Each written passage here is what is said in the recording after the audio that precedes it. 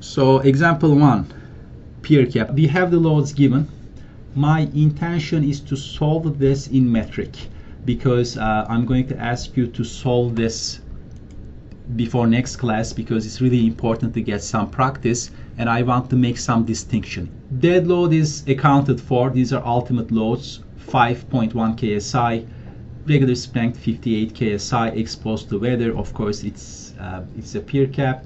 We are going to be designing reinforcement, right, using the equations which I have given you, and I would like to really specify the code LRFT 7th edition. So this is going to be the fundamental, the basic formulation. So I'm going to say use H2 LRFD 7th edition. So I would redline it next week using the latest edition. So you will see exactly what has changed. I'm using 8-step solution. This is step number 1. Most important step, we would develop the truss member and do a truss analysis as the first step. Typically what you should do first is to start with an assumption. You need to draw 2 horizontal lines, top and bottom, because one would be compression, other one would be tension. Let's assume you don't know because we didn't do the analysis yet. Any structural member, what you need is one horizontal line at the top, which could be strut or tie, depends on the condition. And another line you need to sketch at the bottom of the member, right? Very critical decision is the distances. So this distance from top, this is going to be at the top and the other distance at the bottom. This is an assumption, it's based on experience. You never solve a problem in this method for the first time, right? You should always have some previous work that you did, and the solution should be based on previous knowledge, right? So you would know what works for a certain problem to begin with. It's an iterative process. I'm going to be starting with 100 millimeters, which is 4 inches, and another 100 millimeters. Assume 100 millimeters, which is 4 inches, to rebar centroid or strut centroid. So I took the same numbers. Of course, you can use your resources in the office. So in the office, if you can do a sectional analysis, go ahead, do it, and it would give you the centroid of the reinforcement. So that value might be your starting value, or maybe previous drawings. If you have previous drawings for a similar pier cap, get that number from that to get it started. The second part, you are visualizing what is going on with these forces. So this force will 100% will come to this column, right? There is no other possibility. This force will come here. This is at the centroid. Half will come here, other half will go to the other column, right? This is symmetrical system. The reaction, you need to know the reaction at that point. Let's calculate that reaction. 1190 plus 1270 plus 1320 divided by 2. 3120. So this is what you are looking at. The beginning is very important, especially with this proportioning of the column. A common mistake I see it from people learning strut and tie, the forces will never go to the same joint. So you want to separate this column. I'm going to divide it. So what I want, this 1190 is to hit a certain node. It's not going to be at the centroid. So what I'm going to be doing, 1190, 1270, 660, right? So what I'm going to be doing always, this is the 750. So the total concrete you have is 750 millimeters. You need to proportion this based on these three forces. So this is 1190, right? This is 1930. So what I'm doing, I'm adding these two because these two will come to that point. This would come to that point, right? So I'm going to be doing proportioning 1190 divided by 3120 times 750. This is going to be the distance allocated to 1190. Dr. Gunner, can I ask you a question? Yeah. So that 1270, I mean, how do we know that all that's going there? And if we assume that some of it went the other direction? 1270. This one? That's right. Yeah, so how do we, Uh, the point is, as you're saying, the 1320 goes half and half, but the 1270 goes all to one side. Mhm. At some point there, how do you know what you're considering, what goes where and what doesn't go where? Yeah, so again, that requires visualization. You need to think how the stress would go. The stress, consider stress as a personality, right? It is a lazy personality, always the shortest path. It's not going to take the long way. The other column, there is no way that 1270 will no way see the other column. It's pretty close. I guess like, so I mean, so at the 1320, if you moved it, 1,000 millimeters to the left, then how do we know which way it goes? Then you do ratio, right? So, and then you can do like a simple supported beam approach, and you determine, I mean, if it's at the midspan, 50-50, right? If it's, towards the left, this is going to get more, the other one would get less, depending on how close it's to the left. Okay, so I guess where's that break point where it all of a sudden all goes to one side and you don't use the proportions? A little bit visualization. If you want to do a stress analysis, you can run Abacus, for example. You can do a linear elastic stress analysis. You would see the stress contours. This is going to come like this, right? You are not, because you also need to think there is a flow, right?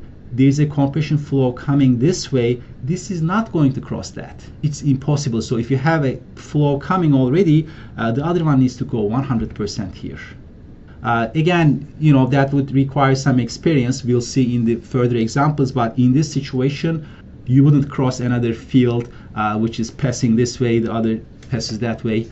Stress crossing, that would be very, very unusual. So we'll come to that. That's an excellent question. That's an advanced type of question. Always go with the shortest path to have a simple model. Again, you are not trying to achieve perfection.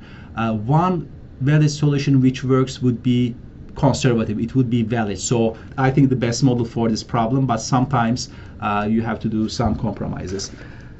So based on this, this is 286 millimeters. This is the tributary distance for this. If I divide it by 2, 143. So 143 would be half of it. This is very important because that's going to dictate the entire geometry of my truss. So this is 143. This is half of the tributary distance for the system. The other one, of course, what you need to do, 1930 divided by 3120 times 750. So this is 464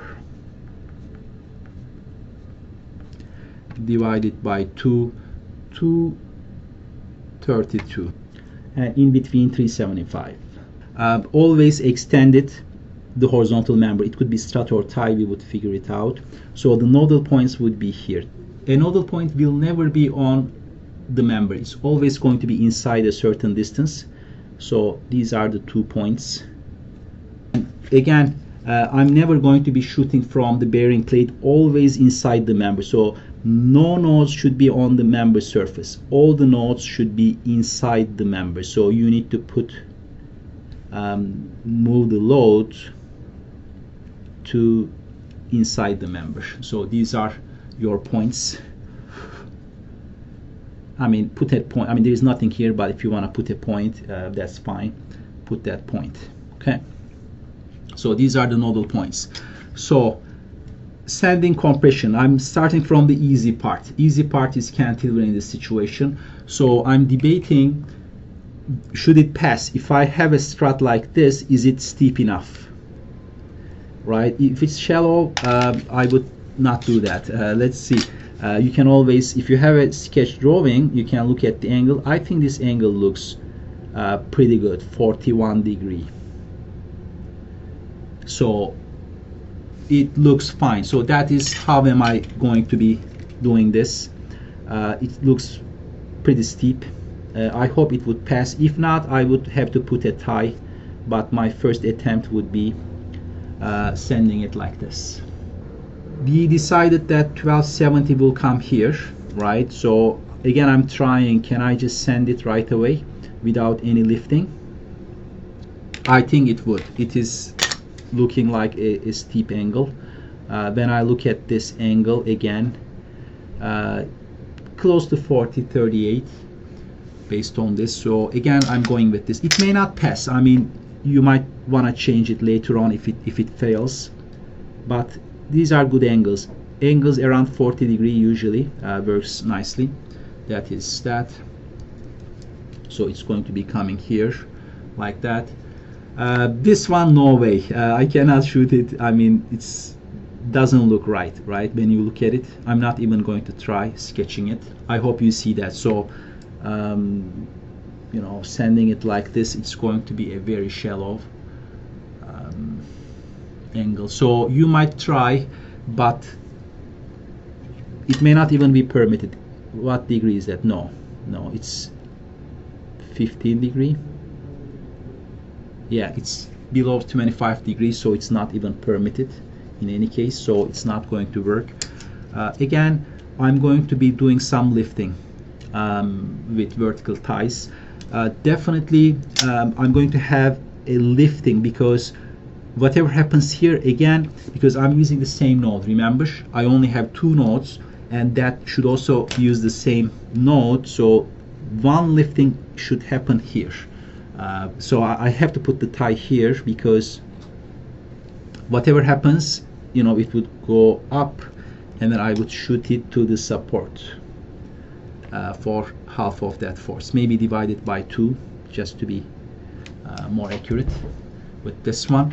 And looking at the proportions, you see this is like one panel. It looks like you need a stirrup, right? So again, it would be too shallow. You might try, it may not pass. So in my first attempt, I have a vertical stirrup, and of course you never choose a random location. You always go with half of the distance. If this is 3050 millimeter, half of it. So you know, measure the half. This is about 7 centimeters, and go with 3.5. So it's going to be somewhere here. So this is another lifting. Half of that force, you shoot it at this point, lift it. So this comes here, lift up, shoot again, lift up. This directly comes here like that. I hope this makes sense. I hope you agree with the model. This one, it's one of those models you don't really have option. A pier cap is a pretty standard structural member. So if this doesn't pass, you want to put a vertical tie here, but so you are doing structural analysis, you can use any software, and after that the colors will change. After that you would figure out, oh, this is tension here, so change the color to red, and then you would figure out, oh, this is tension again. At this point you change the colors to red, right? And then you put forces, 12, 13, tension, 10, 48. These are all kilonewtons. 19, 22. Maximum 2798. So this is going to be governing. That's a large force. Lifting would be half of this force all the time, 660. So this is going to be 660. Call this A, B, C, D, E, F, G, H, I. Right, let's put compressions minus 1772.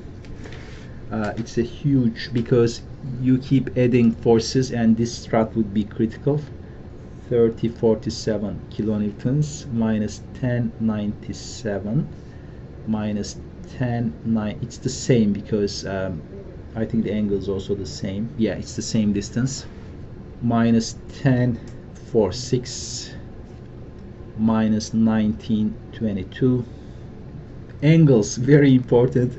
You want to calculate the angles. 42.2 degree, very good, it looks nice.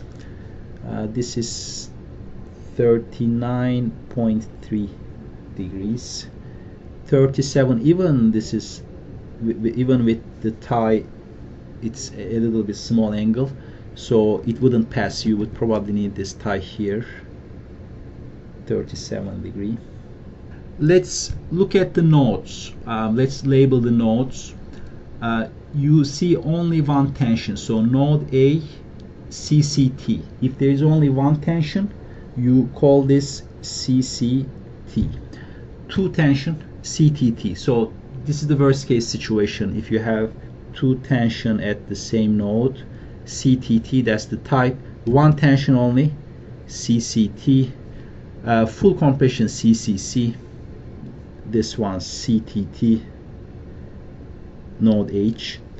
This is again CTT.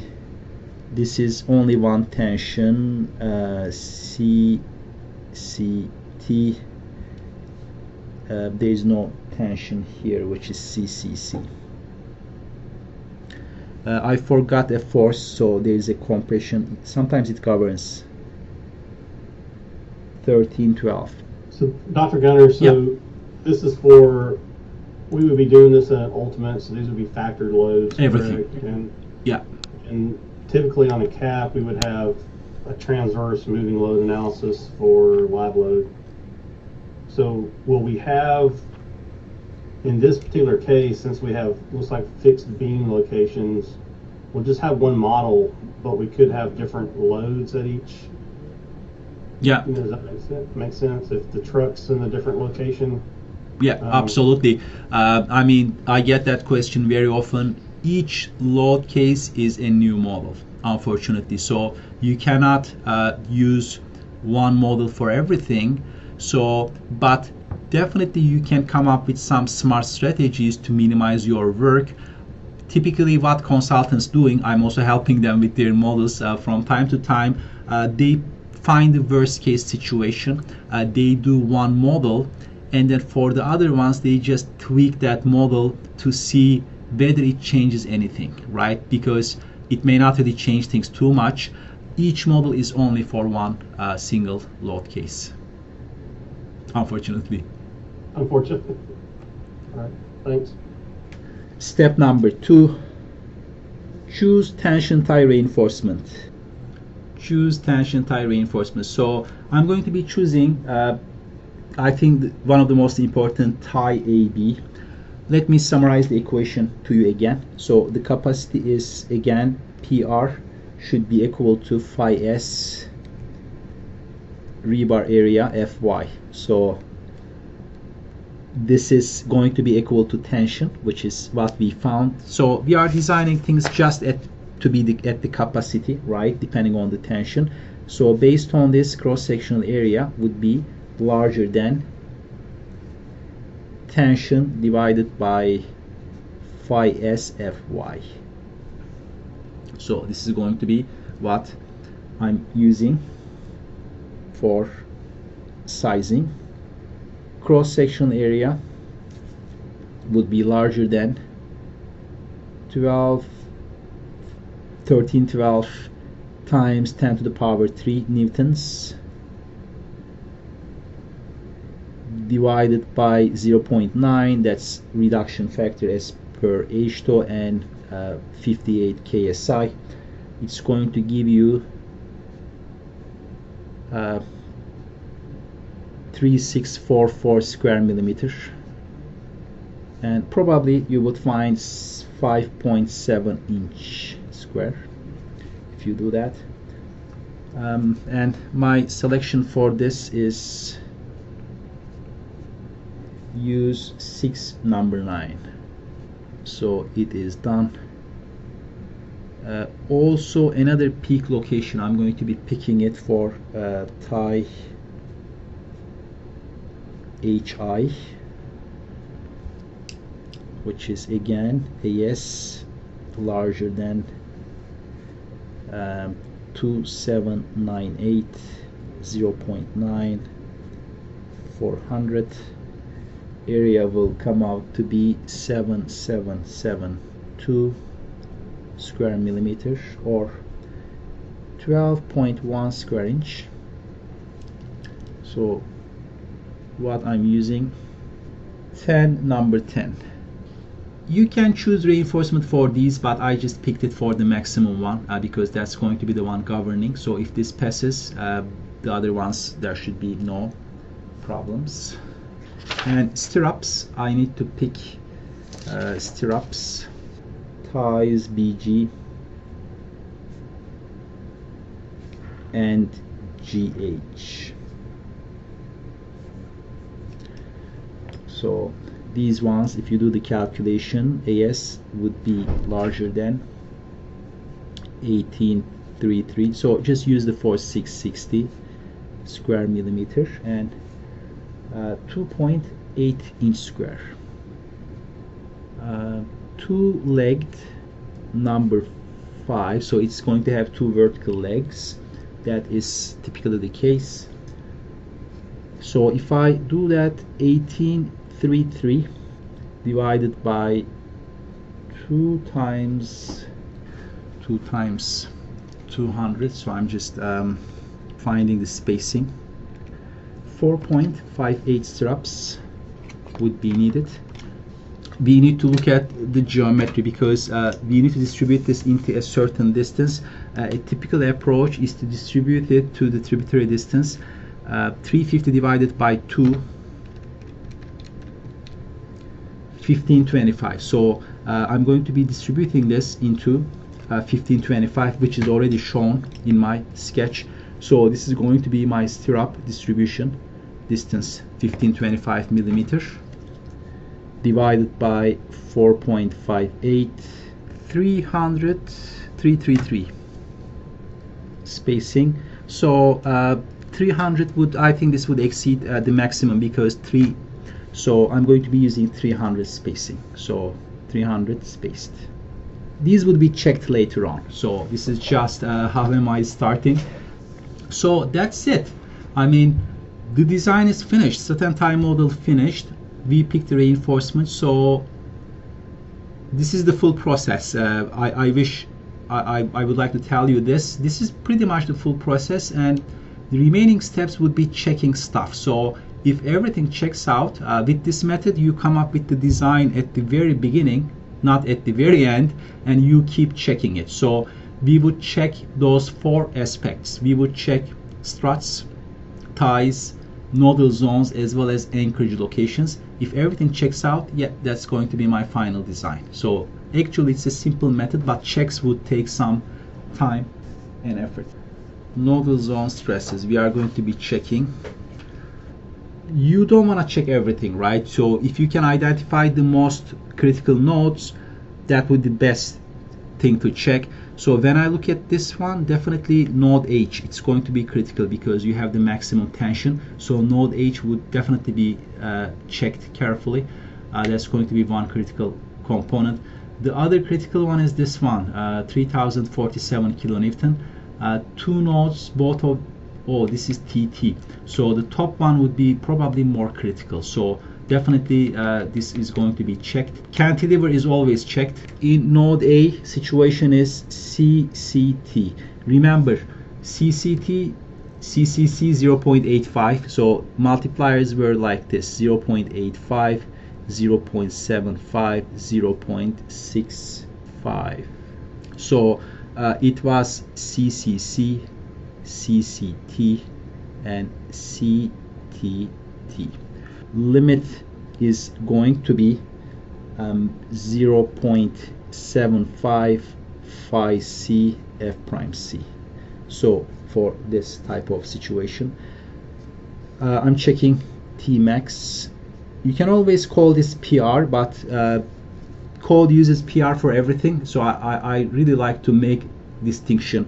So the maximum, the capacity with tension is going to be 0.75 times 0.7 times 35 megapascal times area. Tie width would be 200 because tie is at the centroid. So you can visualize this. The total width would be 200 millimeter, 8 inches, multiplied by the out of plane thickness, which is given in the question as 40 inches, 1000 thick.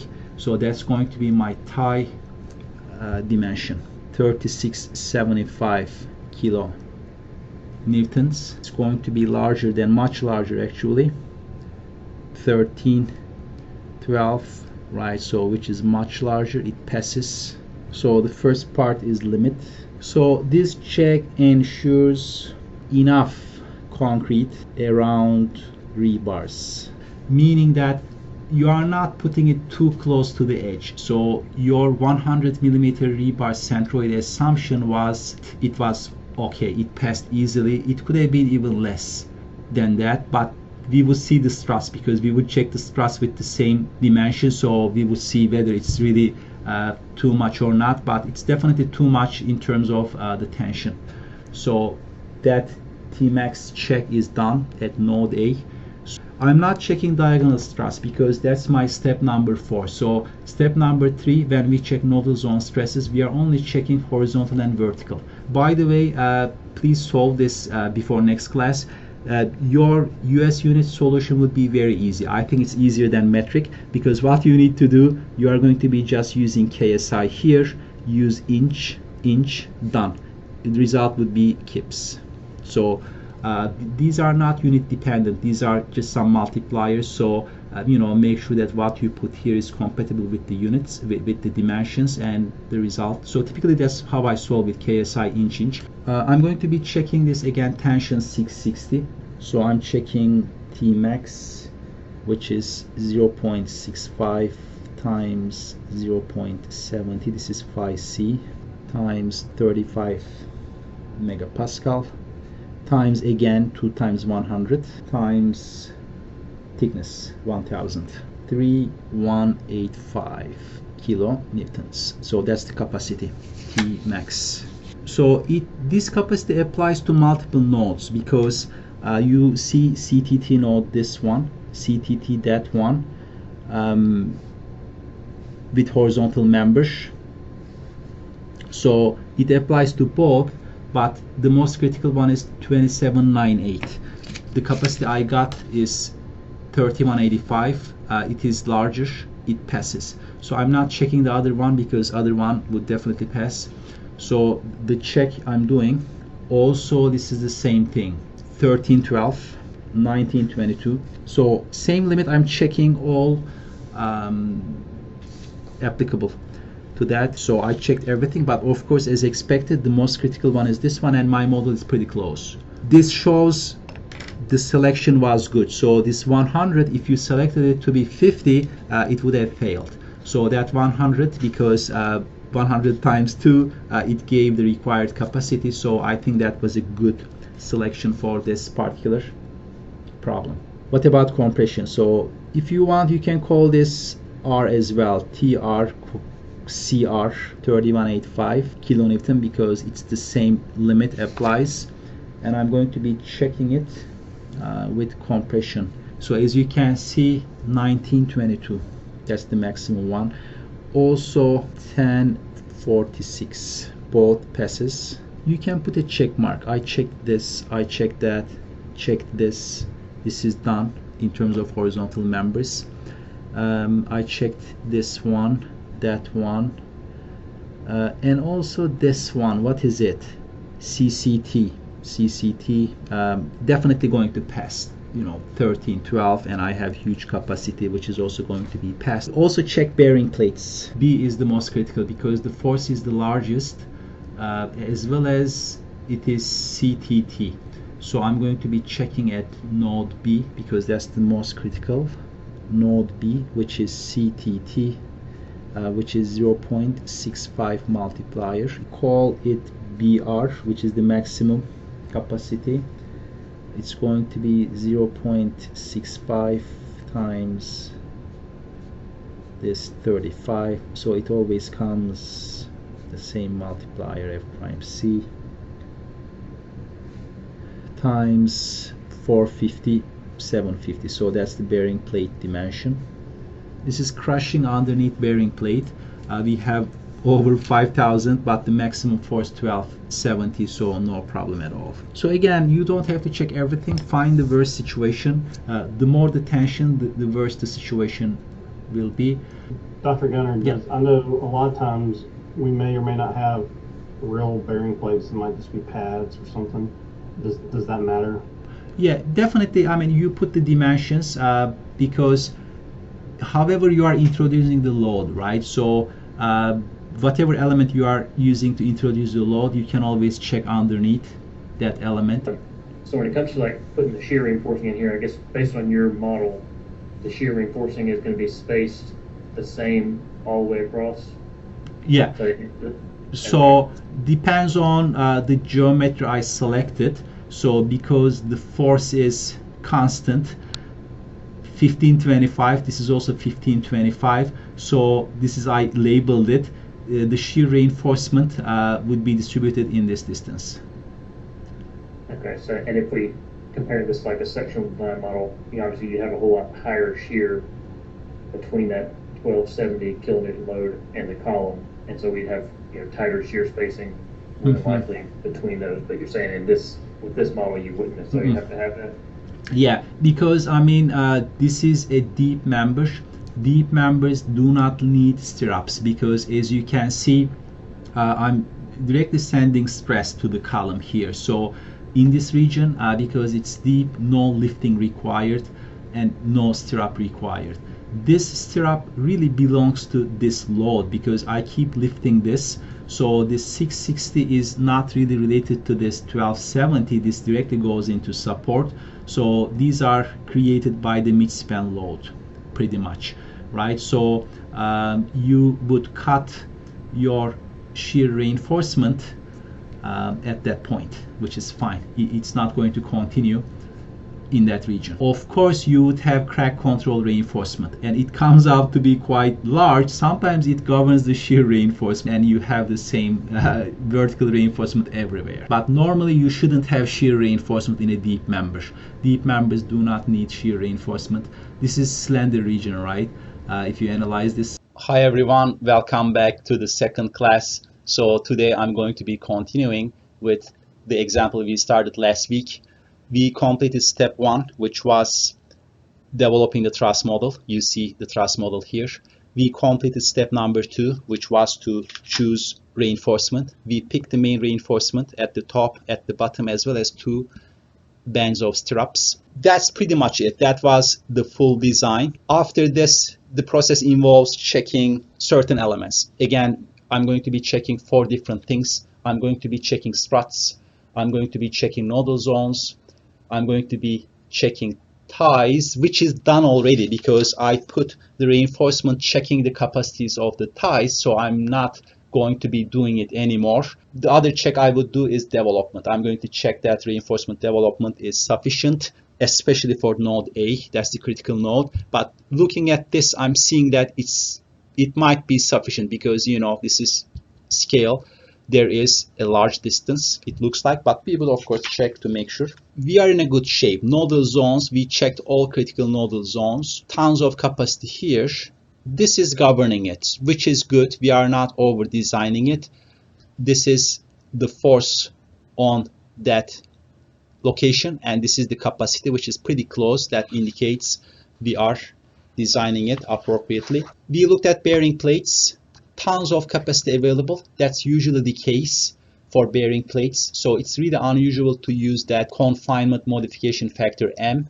Usually I use it if it's end up being overloaded. It's nowhere close to be overloaded, so I'm not going to be bothering with that calculation. So that is step number 3. Step number 4, checking diagonal struts. Diagonal struts are usually the most critical aspect of any strut and tie model, and it's very common things fail at this stage, which might require adjustments, but hopefully not this time, hopefully not. I'm also seeing 3000, that needs to be checking as well, which is BF. So let's start with BF. That is pretty critical. I mean, if BF passes, the other one will pass for sure because BF has a shallower angle as well as much larger capacity. So I'm not going to check cantilever because the force is pretty low as well as angle is pretty good. You can check it, same calculation. It's definitely going to pass if this one passes. So let's start with strut BF. So I'm going to zoom in to that strut. So I would sketch that location a little bit larger. So what I'm sketching here is this is B, this is F. So I focused on node B. That is what I'm sketching. There is a bearing plate which I need to show, which is at the top. You don't see the load, but if you look at your notes from last week, that's 1270 kilonewton. That's the load applied. We choose this to be 100. That also sets this distance, so the strut would be 200. I'm only showing struts in this sketch, which is 8 inches. I have a tension force which is pulling from left. You can see 1312, which is this one. It is pulling. Compression pushing this way, which is 1046 kilonewtons. This is the major compression which I'm concerned. That's the reason for my check. Also, you can see there is 660 kilonewton tie pulling this from that location, which is this one. This is the model. This is the truss model, strut and tie. What I need is the width of the strut, which is this dimension. I need it. I would be using the handout to get that dimension. Let me show you which one I'm using. So you have this already in the lecture notes. So we are at the top strut and then diagonal strut. So it qualifies for this one. So as you can see, that's the situation we have. And that strut width is LB sine theta, HS cosine theta, right? So let me write it here. Strut width W strut LB sine theta plus HS cosine theta. LB is bearing plate dimension, which is 450. It is given in the question already. So this dimension is 450 millimeter. 450 sine 39.3 plus HS is 200 cosine 39.3. The width of the strut will come out to be 440, 17 inches almost. So in terms of formulation, what I'm using is crossed by a tie. So this is crossed by a tie. I'm going to be using this formulation. You would still use that. The formulation would be simplified in the latest version, but let me show you this version based on theta. So this is going to be F prime C 1.14 plus 0.68, 16.2 megapascal. So you can see that uncracked brand new concrete specimen has 35 megapascal axial strength, but because this is in the tension zone, the capacity is significantly diminished. So that's what we are going to be using. Phi C FCU strut area. Phi C is 0.70 in H2. FCU we got it 16.2. Strut area would be 440 times 750. So based on that, 3742 kilonewton, which is good, very good, because angle is good. Larger than 3047, it passes. So bearing plate has dimensions 450 by 750. So the thickness of the bearing plate is 750. Concrete member has a thickness of 1000. You would notice that I used 750. I didn't use the full thickness because I'm checking it right under the bearing plate, and stress will not have enough distance to occupy the entire width of the section. So I'm checking it with 750 with the bearing plate dimension. Would it be a huge mistake if you go with 1000? Probably not. It would be a little bit unconservative. But if you want to be more conservative, 750 would be a more appropriate distance. There is a provision in H2. Typically, we take a slope, 1 to 2 slope, that indicates the spread. The approach is typically use the simplest one. If it fails, think about the complicated approaches. right? So it's never going to be less than 750. This is the worst case scenario. So I put 750 here. It passed, so I don't have to do checks. Maybe it's flat, so maybe it is more than 750, but you see my approach, minimizing the calculations. If it passes, that's fine. If it doesn't pass, then you look at 1 to 2 slope and see how much of that 1000 it incorporates. The other thing I want to check is, for example, this one. The angle is 37 degrees, it's shallower angle. So let's check this one and see. It should pass, but let's see how close we are with this at the bottom of the member. So that's going to be a different version of the same check. So which is strut CG.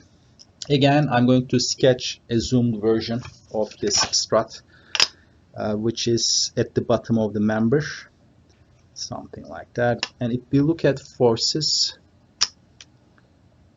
it would be DH 1092. Definitely, I mean, if you look at this, so we checked this one, so this passed. There are two other options to check. Checking this do not make much sense because the force is really small. So the one which you need to check is this one. So I'm going to check DH because this is pretty large. If this passes, the other one will pass because angle is the same, force is the same, but the tension is here much larger. So let's check this. Of course, I want to show the compression strut. That's what I'm checking. 1092 kilonewton. I also would like to fix the name. It is DH. I need to determine the width of the strut.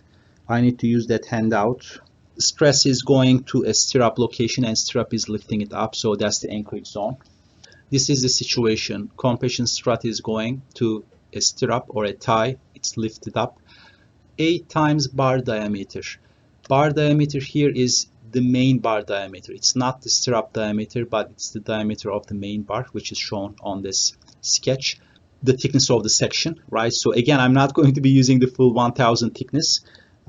Typically, we don't use it. Very unusual. If you use the full thickness, it has to be a justifiable reason. Usually, thickness is less than 1000 when you check diagonal members because there are some unused concrete. The width is easy, which is this length times cosine theta s. First of all, I need to determine 8 times bar diameter from each side. So that's what I'm going to be doing. So this is 8 dBA, again 8 dBA.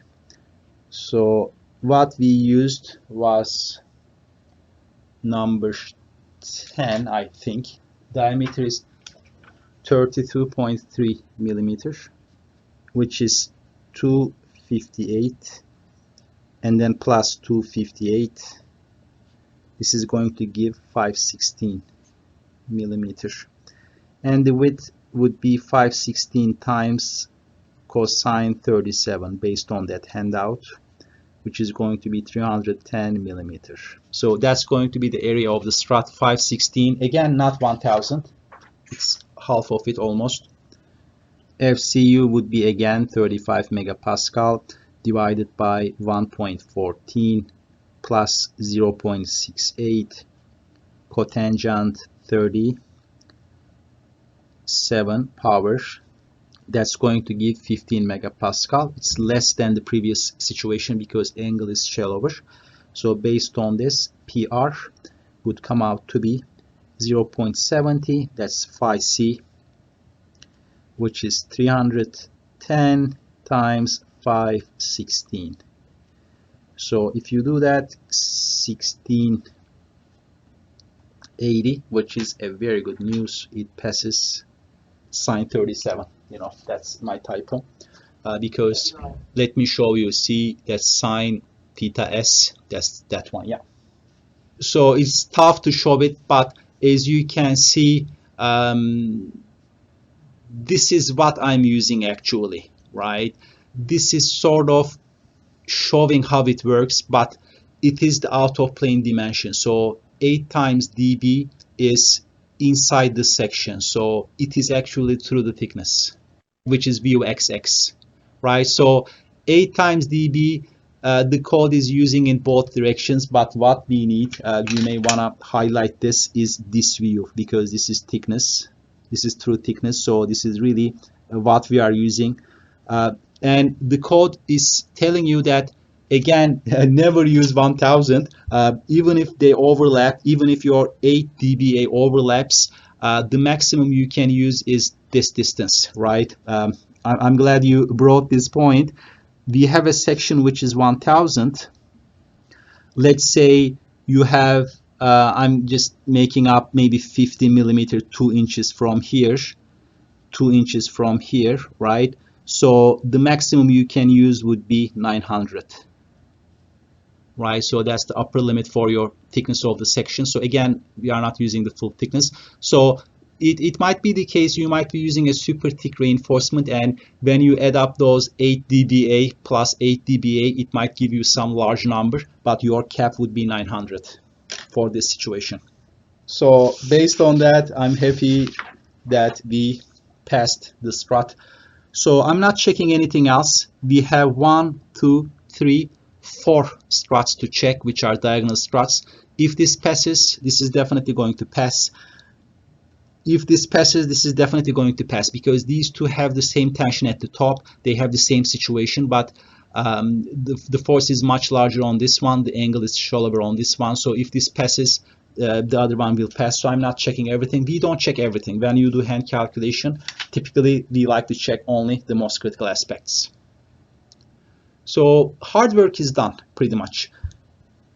Everything is checked. We check the nodal zones. We check strut capacities, tie capacities, as well as diagonal struts. So it is done. The next step would be step number 5, anchorage. So I'm going to check anchorage. So anchorage is super important. Typically, we used some closed stirrups because you want to develop your stirrup. So typically, it's really unusual to use a straight bar. You would definitely need some bends, but in this case, I'm using closed stirrups. So I'm not going to be checking anchorage for the vertical elements. They would be very well anchored. I'm going to check node A because there is a discontinuity. It's a relatively large force, but there is a node here, so I'm going to focus on that location. You have a strut, which is this one, 1772. I'm just going to show it. It's usually, if you look at the guidelines, you will see that the shape will come out something like this for that strut. I have to be careful. Let me sketch the reinforcement first before anything else.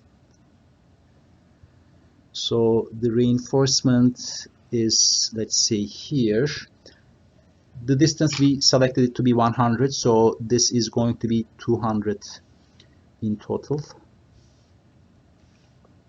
4 inches. 4 inches. So what I want to do is to lower this 4 inches up to that point and then go like this. Not a big deal, it's just some detail not needed. This is the compression strut. This is the node, which is node A. So when I'm checking the development length, I'm not going to check at the node. What location we should check is this location, because as you can see, compression is tying it at that location. So it would be very conservative to check it at node A. You are permitted. H2O lets you check it at this location. Any code, European code, Canadian code, they let you check at that location. So my available development length would be measured from that point. So I would say, if I do a straight bar, available development length would be this much. There's a side cover, so I'm going to be deducting that side cover, L development available. The horizontal distance you can calculate from this edge, and this is 100. That's going to be 100 cotangent 42.2, that distance, because I'm going to measure it from that location, right? This side cover, let's assume 2 inches. It depends on your design, but minimum 2 inches. which is 50, that is side cover. And then from 50 to the point load, if you look at geometry, you will see that it is 850. That is the distance. Half of the bearing plate would be 225. Okay, so based on this, I can calculate available development length, LD available. This is a straight bar, so I'm going with the easiest solution, which is the straight bar. So if you calculate this, it's 850 plus 225 plus 110, which is this one. This is what I have available, right? What code requires development length, LD straight.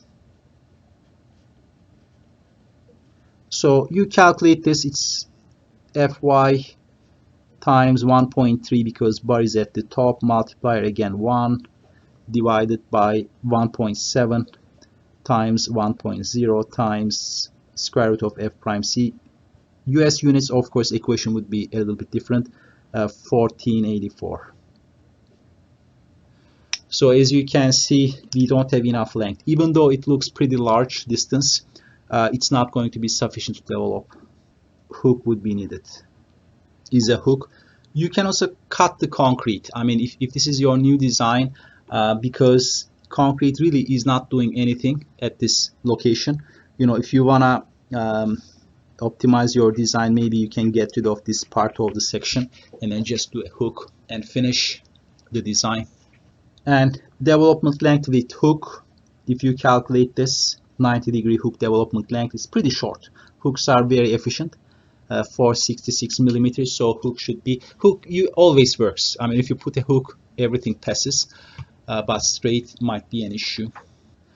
You are checking something existing. You know, I'm sure you are getting projects, you check an existing system. If there is no hook, then you apply penalty, right? So let's say this is an existing system, you are checking it, there is no hook at that location, you would penalize that capacity, right? So you would divide the capacity of that tie by 1.25. So you apply that penalty to the capacity, and if it fails, it fails. If they provided excess reinforcement in the original design, if there is anything more than 25% excess, it would pass. But if they didn't provide any excess, if it was just at the capacity, once you apply penalty, your existing system will show you overload for that location. I'm emphasizing this because sometimes I see people omitting this. It makes a big difference. That 25% overload, if you don't check it, and if you pass it, I mean, 25% overload is a major number. So for that reason, it's really important to check the anchorage. This is just a simple addition. Just 0.3% we are going to be putting vertical horizontal. There is no challenge with this step. Based on H2, it qualifies for thick member. Again, this has nothing to do with strut and tie, but some H2 requirements. This is from H2. H2 has thick member requirements, so you need to have bars inside as well, right? You cannot just use 2 legs. It has to be 4 legs or more than 2 legs for thick members. So which is going to be 0.3% and 312 inch maximum. D over 4, depth over 4 maximum. We have a pretty deep member, it's not going to govern. Number 4, row V. I'm using 4 legs. Area of number 4 is 129 square millimeter, but of course please solve this in US units. It is 1000 times spacing SV, and you get spacing from this, and it would come out to be 175. Number 4 at 175. Horizontal the same. Almost done. Additional checks. This is also optimized design. Almost done. This is the final step. Step number 8 is just a final reinforcement sketch, additional checks. I'm going to be checking the reinforcement, right? If you look at the reinforcement, I see at the lower segment of the section I used 10 number 10, right, which is at this part. So I'm going to be checking whether 10 bars would fit into this section. This again has nothing to do with strut and tie, but typically it's a part of the process to make sure that it's a good design. So I'm checking 10 bars would fit. More than likely it would fit. It's a pretty thick section, but let's check it. Will 10 number 10 fit inside 1000 millimeter width? You can use your procedures. This is I'm sure this is nothing new to you, but how I would do is clear cover 2 inches, and then stirrups diameter is 13 millimeter for what we have chosen. That's a stirrup diameter times 2 because from both ends, and then times 10 bars spacing bar diameter. So this is dB, this is the bar diameter, and then 10 bars will have 9 spacing, and I'm assuming spacing, that's the minimum spacing, dB. So what I would need 739, which is great. So I can fit this. This is the minimum requirement using the most tight spacing. I cannot do any tighter than that, but it is good. It fits in 1000 millimeters, so the check passes easily. Okay. The next step, which is usually more critical, I'm going to check the centroid, because we made an assumption. We assumed centroid would be at 100 millimeter, which is 4 inches from the bottom. Let's see whether we can get it at that location. So again, clear cover 50 plus stirrups 13 plus bar diameter divided by 2, that is 32.3 divided by 2, 80. No, it is not at 100. This is the section, it's 1000. We have bars, right, and the centroid is at 80, which is not the same as what I assumed. You have multiple options here. You can try to make it at 100, right? It's a single layer. The only way of raising the height would be a thicker stirrup. I don't think it might be a good option in this situation, because you need substantially thick stirrups. So I think 80 is the number for this situation. I'm going to check whether it would be appropriate for the model. So I'm going to go back and check this tie force 2798. Will it pass with 80? Because if this is 80, the strut height would be 160. In my calculation, I took strut height to be 200. I'm going to check 160. If it passes, I'm done. So I'm going to be able to pass this. So if you go back to this calculation, this is that calculation, and it governs. It's always, if you have a problem, that's going to be the one which governs. So as you can see, I did this with 2 times 100. So I'm going to be doing 2 times 80. If it passes, we are done. If not, we have some work to do. 80 times 1000. No, it doesn't pass. 2548, and this is 27. So I need that 100. So 80 would be too close to the edge, and it's not going to give me enough concrete width, so it won't pass. I hope you are clear on this one. I need 100. So of course, this is not a rocket science. I'm going to use 2 layers. So rather than using 1 layer, I'm going to use 2 layers and raise that centroid above. So that would change this 10 number 10. It's going to be 16 number 8. If I use 16 number 8, that's going to make it work. So that's going to be a change for my design. 16 number 8. As you can see, strut and tie method forces designer to come up with a good design. When you do sectional design, probably you don't think any of these, and it becomes an issue later on. But strut and tie lets you get things under control in the original design. 8 number 8, and the centroid is 100. 50 clear cover, 13 stirrups, plus 25 is bar diameter plus 25 divided by 2, and it's going to give me exactly 100 millimeters. So the bar diameter 1 inch, strap diameter is half an inch. Almost done. So we checked the bottom 100. What about the top 100? Can I get this centroid at 100? So that's another check I need to do. I'm pretty sure the bars would fit because if 10 number 10 fits, 6 bars would definitely fit. So I'm not going to check the fit, but let's check whether that 100 millimeters centroid will be satisfied or not. So this is the final check. Check upper tie. Originally I used 6 number 9, but since I changed this to number 8, just to be consistent, I also changed this to 8 number 8. It gives a comparable same area or comparable area, so I did this change to avoid changing bar diameters. So I'm going to be checking will fit inside 1000 millimeters. Yes, so I'm not checking it. It's a really obvious situation. What I'm going to check, centroid, will centroid at 100 millimeters. So these are my final tweaks, final adjustments. So again, I'm checking clear cover 2 inches, 50. I have those stirrups diameter half an inch, 13 millimeters stirrup diameter, and then bar diameter 1 inch divided by 2. Centroid come out to be 75. So not 100. I mean, you never get exactly what you asked for. It is fine.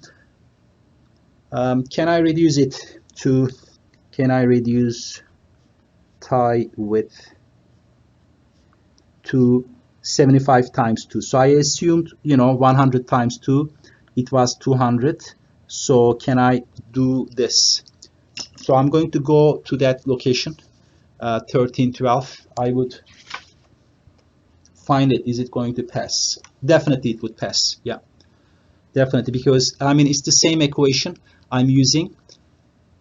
If you change this, because 1312 I have tons of reserve, so if you go with 2 times 75, absolutely it would pass. So no need to change anything.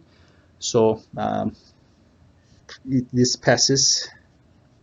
75 millimeters can be used.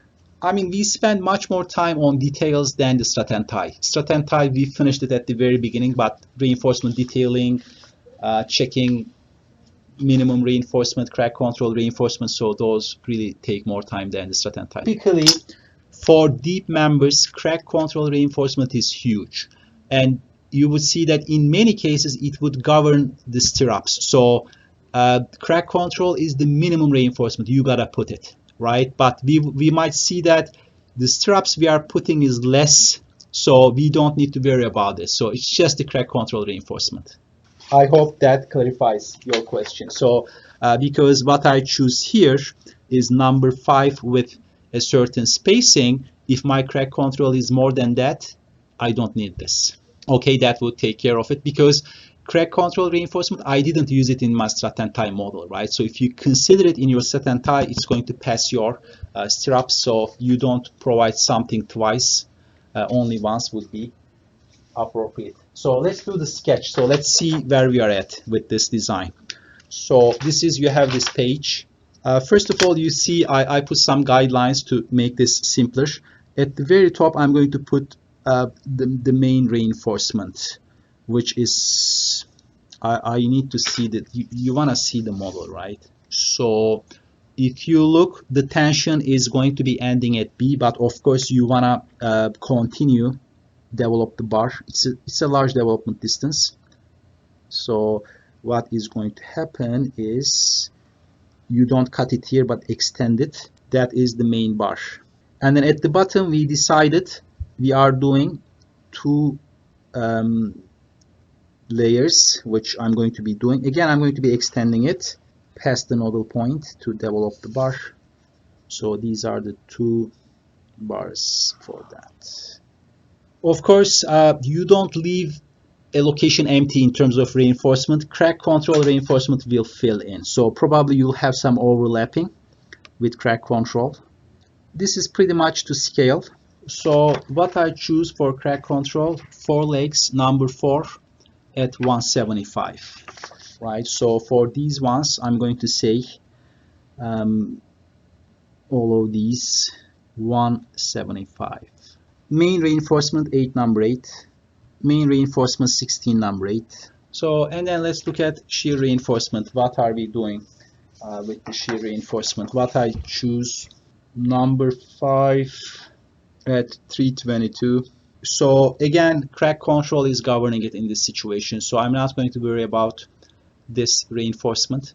It's pretty large spacing. Even though it's one size larger, the spacing is double.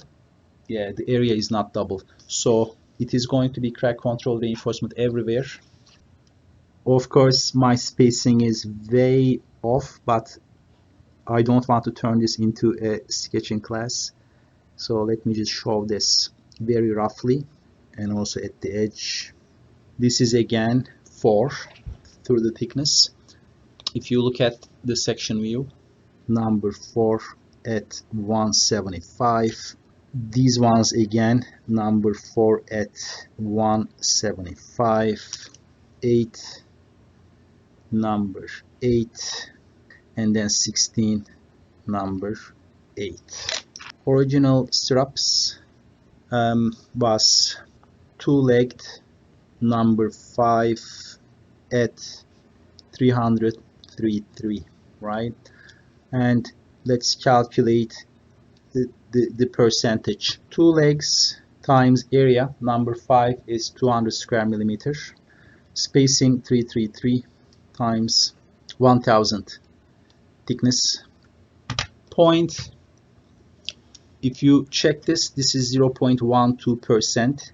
It is way less than 0.3% crack control governs. This is the justification. So the stirrups I calculated do not govern. But you see some marking here. If it governs, sometimes it governs. If you are resisting heavy loads, sometimes it governs. So if you are finding this ratio larger than 0.3, you have to use your stirrups, and you need to distribute it within these distances. If you look at my model, this is the centroid of the stirrup region, right?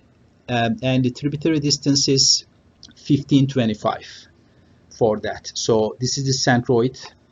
I'm giving you additional information not applicable to this question, but if your stirrup is larger than crack control, this is the centroid, so you are going to be distributing your stirrups in this region. Stirrup band number 1, and the other band would be this one, the next 1525. The tensions might be different. In this model they are the same, but you might have a different stirrup than this one, so you are going to be having 2 different bands. Number 2. So let me make these a little bit more obvious. So from here to here, it is BG, tie BG governs, and from here to here, if it governs, CH. So you put that. Outside would be crack control again. So if your span to depth ratio, let's say 1.5, and if you are doing a sectional, the capacity you would get would be this much. But if you do strut and tie, you would get 2-3 times more capacities. So my recommendation to you, model this in your software. Do this in your software, and you would get maybe double the reinforcement here. Maybe you would get double there. The quantities you would get will be much larger. That's for sure. So try this. There are some slender regions on this cap. This region is not deep, so for this region the quantity might be similar. Still it's going to be more, but for a deep region it's going to be substantially higher than what this requires.